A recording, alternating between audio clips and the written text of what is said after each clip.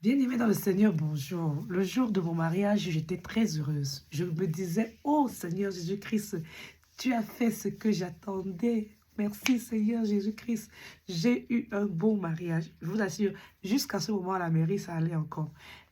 Après la soirée, avant la soirée, ça n'allait pas. Faites attention. C'est-à-dire que l'autre qu'on s'est marié, ça allait encore. Le jour du mariage. Mais avant la soirée, ça n'allait pas. Alors je vais dire à une femme, fais attention. Le jour de mon mariage, après la mairie, on a eu, comme on appelle le vin d'honneur, on est rentré. Et son papa a dit, il est trop fatigué, il est revenu de déjà, il est trop fatigué. Bien aimé dans le Seigneur, on a devait louer une salle.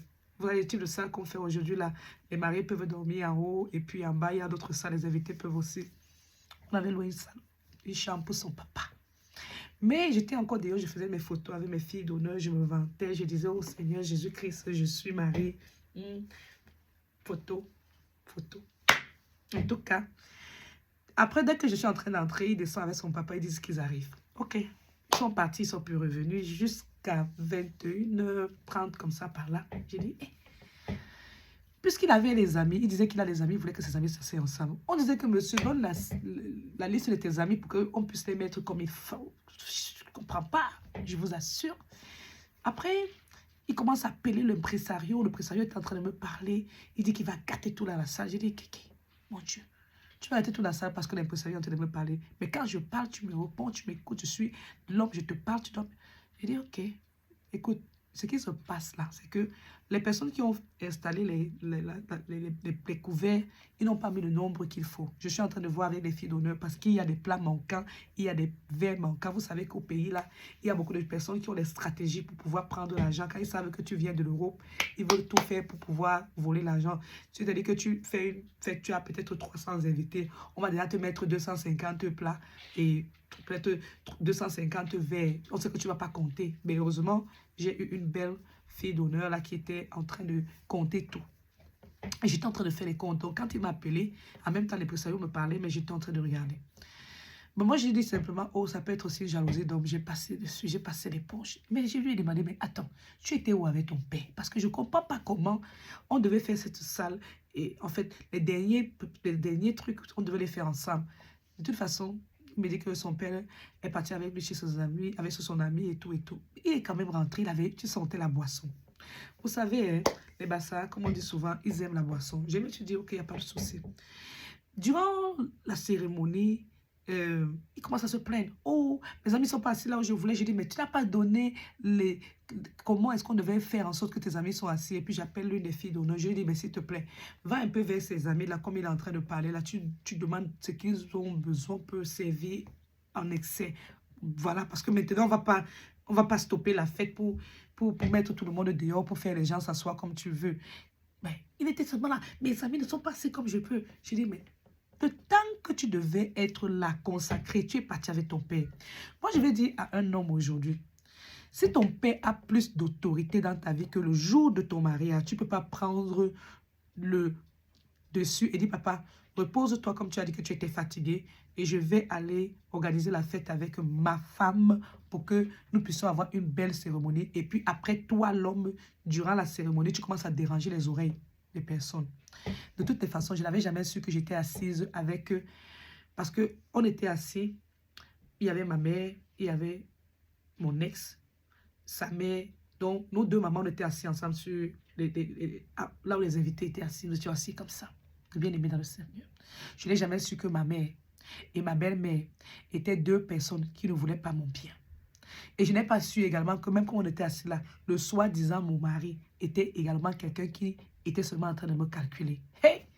Dans la vie, quand le Seigneur dit qu'ils te feront la guerre, mais ils ne te vaincront pas, parce que moi, l'Éternel des armées, je suis là pour te délivrer.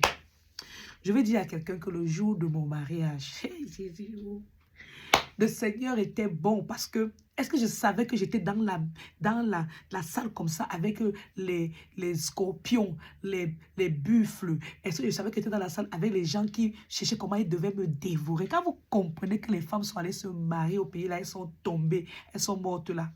Bien aimé dans le Seigneur m'a gardé. Le Seigneur m'a gardé, je remercie encore Dieu. Alors, je danse d'abord parce que, oh Jésus, oh Jésus, oh Jésus, Jésus, Jésus, il faut que je chante d'abord Jésus. pour me vanter un peu. Et je vante encore parce que je suis en vie. Parce que vous savez, si les ennemis avaient cherché comme ça et qu'ils avaient réussi, je ne devais pas être là pour causer. Donc, attendez que je vous cause. Toi qui es en train de m'écouter là, avant d'aller te marier, il faut d'abord entrer en jeûne et en prière. Ce n'est pas l'affaire de seulement organiser la salle pour dire que tu vas faire comment pour que la salle soit belle. Mets tes genoux là par terre, tu pries d'abord pour que le Seigneur te démontre. Même si ça vaut la... Même si c'est que tu dois annuler le mariage le jour là, annule pour, au lieu d'aller te marier pour souffrir. De toutes les façons, je remercie Dieu parce qu'il y a encore les os dans mon corps. Je suis encore vivante. Le sang de Jésus-Christ me garde. Je remercie Dieu parce que à travers ce mariage, il m'a permis de découvrir le visage de beaucoup de personnes qui étaient en train de me faire les combats depuis ma naissance jusqu'à aujourd'hui. Je remercie Dieu parce qu'il a permis que ces personnes comprennent la phrase qui dit dans la Bible que avant que je ne sois formée dans le ventre de ta mère, avant que tu ne sortes de son sein, je te connaissais, je t'avais établi prophète des nations. Le Seigneur m'avait établi déjà prophétesse des nations. C'est-à-dire que malgré tout ce que ces personnes étaient en train de faire, le Seigneur avait mis ses anges pour dire que vous allez camper autour d'elle. Donc, quand tu pries là, dis Seigneur, sois pour moi une colonne de nuée durant la journée, une colonne de feu pendant la nuit, sois mes piliers. Papa Yahweh, envoie tes piliers de fer autour de moi. Comme ça, toute flèche que les ennemis sont en train de lancer, que ça retourne à leur auteur-compositeur au nom de Jésus, bien-aimé dans le Seigneur. Je remercie Dieu que je suis encore en vie. Je remercie que je sois encore en vie. Cette histoire de le jour de mon mariage, là, il y aura partie 1, partie 2, partie 3, partie 4, partie 5. Pourquoi? Parce que je vais vous dire quelque chose. Femme, ouvre tes yeux comme ça là. Prie que le Saint-Esprit entre dans tes yeux. Prie que le sang de Jésus-Christ entre dans tes oreilles. Comme tu dis là, comme on prend le coton-tige, on nettoie les oreilles. Elle a dit que je prends le sang de Jésus-Christ, je nettoie mes oreilles. Je prends le sang de Jésus-Christ, je débouche mes oreilles. Ouvre mes yeux avec le sang de Jésus-Christ pour que tout ce que les gens sont en train d'organiser là, Papa Yahweh, que ton esprit me parle et ouvre mes oreilles, que je puisse entendre. Papa Yahweh, protège-moi de toutes les personnes qui se sont rassemblées pour me détruire. Qui ne parviennent pas à me détruire. Papa Yahweh, que je suis sur cette terre, je vais accomplir ma mission au nom de Jésus-Christ. Est-ce que tu peux te rendre compte que les gens peuvent faire, que tu viens faire un mariage et que le mariage là, c'est un mariage que les gens sont en train de te calculer pour pouvoir éteindre ta vie. Quand vous comprenez que les femmes sont en train de tomber le jour de leur mariage, elles meurent le lendemain de leur mariage, on les empoisonne le jour de leur mariage, ne vous amusez pas.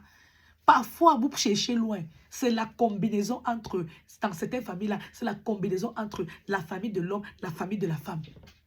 Parfois, on a cherché à t'exterminer depuis. On n'a pas pu. Maintenant, comment c'est que le jour de ton mariage, tu vas t'oublier. Tu vas t'oublier parce que tu es en train de faire le jour de mon mariage. Oh yo, bien aimé, je viens de dire à une personne que le jour de mon mariage, j'ai dansé même la musique là. Quand on dit que appelle ton père qui parlait mal de moi, le jour de mon mariage. Oh yeah.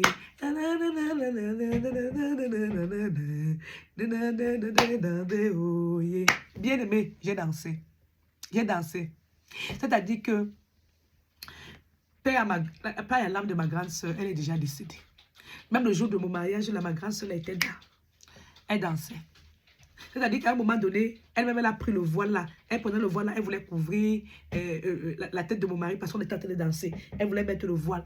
À un moment donné, là, comme le voile était même trop long là, les gens étaient en train de piétiner. Et le soir, disant, mon ex maintenant, il a retiré même le voile là, il a donné ça à ma petite soeur qui avait eu aussi le mariage après. Elle s'est aussi mariée 1 an après mon mariage. Bien-aimée dans le Seigneur. C'était un mariage parce que, vous savez, j'étais la première des filles à aller me marier dans la famille. C'est-à-dire, parmi les enfants de mes mères, après toutes mes déboires, j'étais quand même la seule là qui portait la robe blanche, qui faisait comme ça. J'étais aussi celui-là que, l'homme m'a marié, oh, je ne savais pas là où je partais. Jésus, je te dis merci. Maintenant, je vais vous dire, j'avais normalement refusé ce mariage au départ parce que je me disais que c'était un ami de classe. Vous savez, un ami de classe, je me disais que même à l'école, là, il avait un comportement là qui n'était pas tellement bien. Mais comme j'étais cette fille qui aimait trop l'école, c'est-à-dire, je lui avais dit que si tu veux qu'on sorte ensemble, tu dois te mettre également, vraiment. Parce que en ce moment, je faisais la classe de première et lui n'avait pas passé son BPCI, il était en classe de seconde. Donc, moi, je lui avais dit, il faut que tu fasses tout et tout pour pouvoir passer. Et je me rappelle à l'époque, le censeur, monsieur Woufo David, m'avait dit, cet homme-là, ce n'est pas un bon homme pour toi. Vous savez, quand on nous parle, nous les enfants, on ne veut pas comprendre. Je me rappelle encore, mon professeur d'allemand m'avait même appelé pour me dire que ce garçon va t'embrouiller dans tes études. Mais comme c'était l'amitié d'enfance, je me disais que je vais tout faire pour continuer à bien travailler, comme ça mes professeurs vont plus se fâcher. Cet homme a signé derrière moi, signé derrière moi. C'est-à-dire que vous connaissez déjà que après, quand on sonne à l'école, comme ça, le gars te suit jusqu'à chez vous pour voir là où tu habites. Et après, le lendemain, il était venu chez nous pour dire que à mon oncle, paix à son âme, il a dit à mon oncle que je voudrais prendre le livre à ta fille. Et comme mon oncle, il voyait que c'était l'enfant du commandant. Il dit que hey, l'enfant du commandant entre chez moi. Il est venu chercher ma fille. Il faut que je cherche. Il faut que. Il dit hey, toi, viens. Voici l'enfant du commandant qui est venu te demander le livre. Mon fils, tu peux apprendre avec elle. Hein? J'ai dit que hey, le papa sait aussi comment il laisse. Même vous, les parents, là aussi. Vous ne pouvez pas chercher à comprendre d'abord quelle est l'origine de cette personne. Vous voulez seulement que.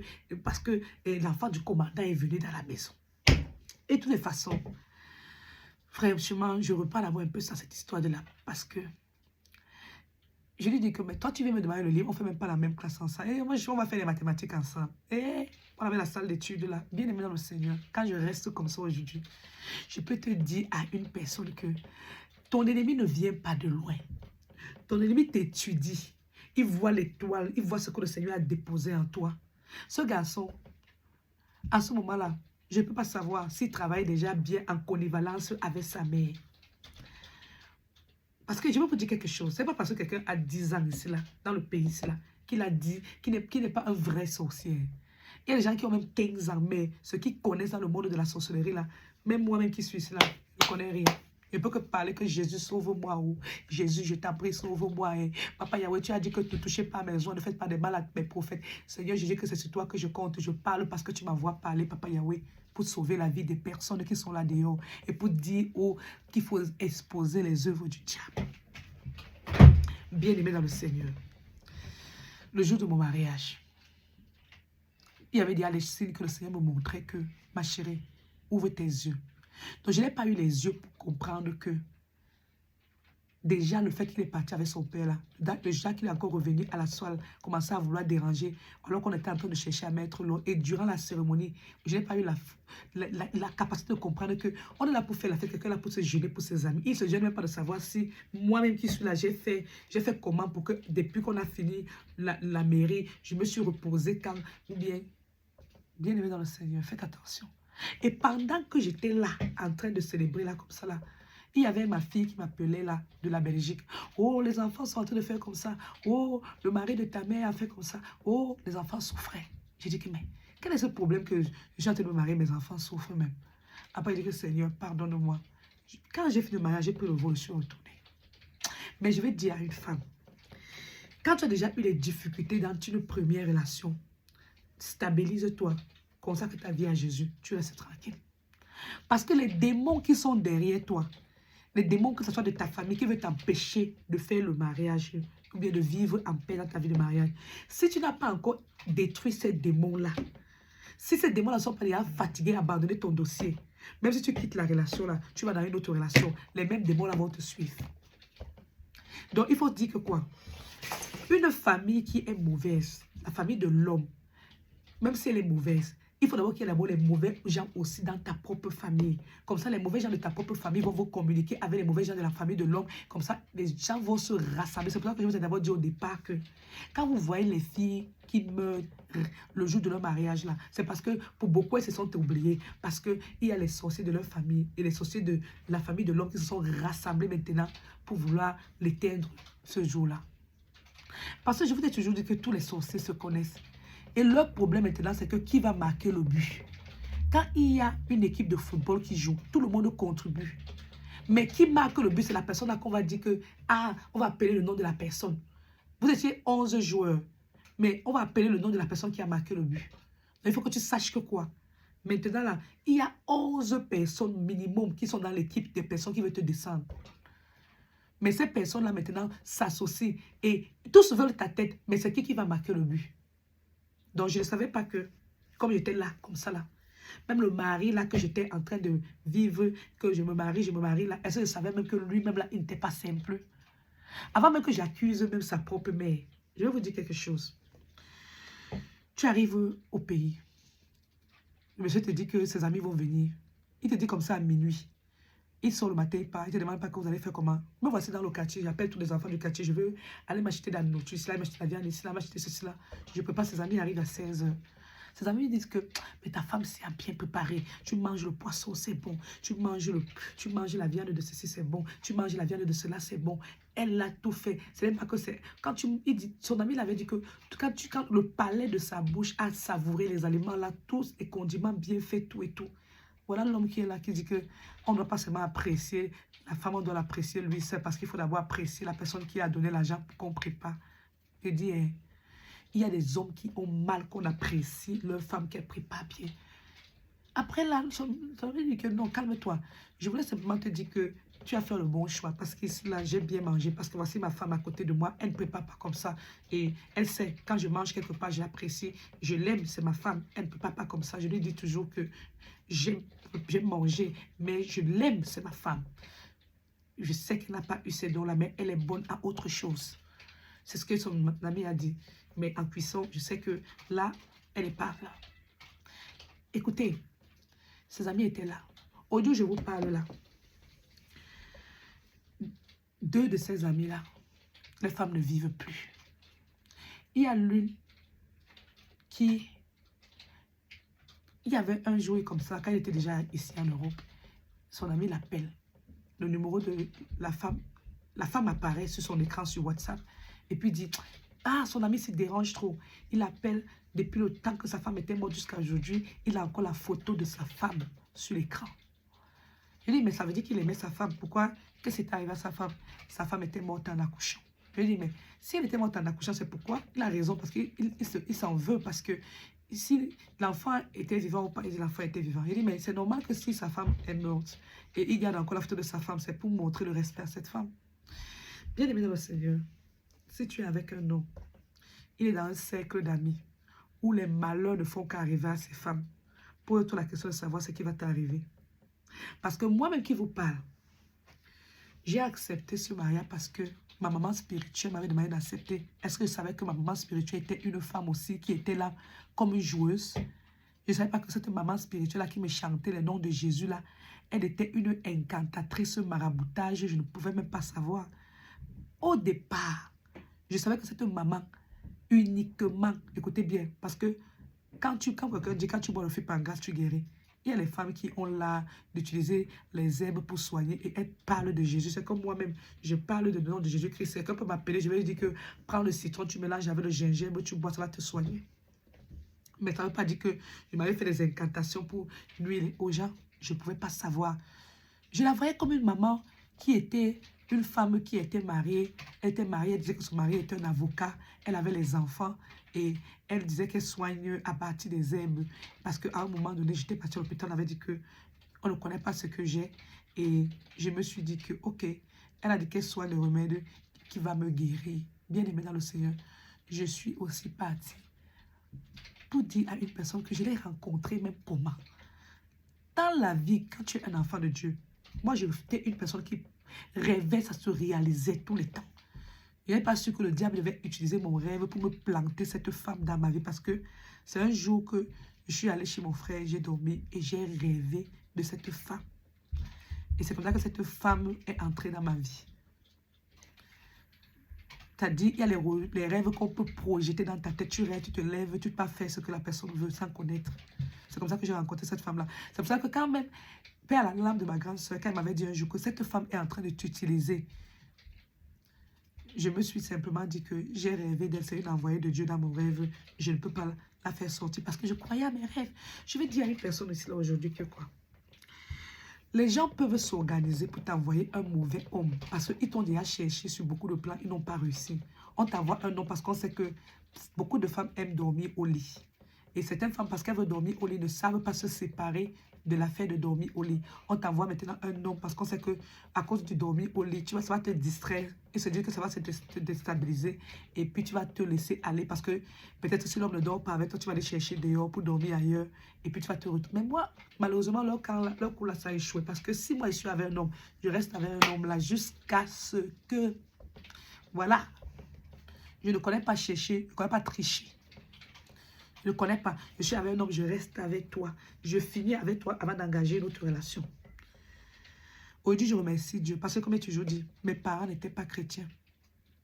Mais même ma mère qui disait qu'elle ne visite pas le marabout, j'ai fini par comprendre qu'elle a même les marabouts jusqu'au Bénin, jusqu'à même au Congo. Vous savez, quand les gens ne disent pas la vérité, ça dérange la vie des enfants. Je vais revenir avec la partie 2 du jour de mon mariage. Parce que ce jour de mon mariage a basculé ma vie. Parce que aujourd'hui, je vais vous dire une chose. Quand une femme se marie, son désir, c'est que son mari vienne à côté d'elle, non? Ou tu as fêté, tu veux que ton mari vienne à côté d'elle. La partie 2, mon mari est venu à côté de moi. Qu'est-ce qui s'est passé? Je suis restée comme ça et dit que Seigneur, depuis que cet homme est à côté de moi, c'est comme si je ne connais plus la paix. Mes enfants ne connaissent plus la paix. Mes enfants ne connaissent plus venir dire à côté de moi, maman, yayato. Il y a les éléments dans la vie, c'est là que il ne faut pas s'approcher d'eux. On va voir la partie 2.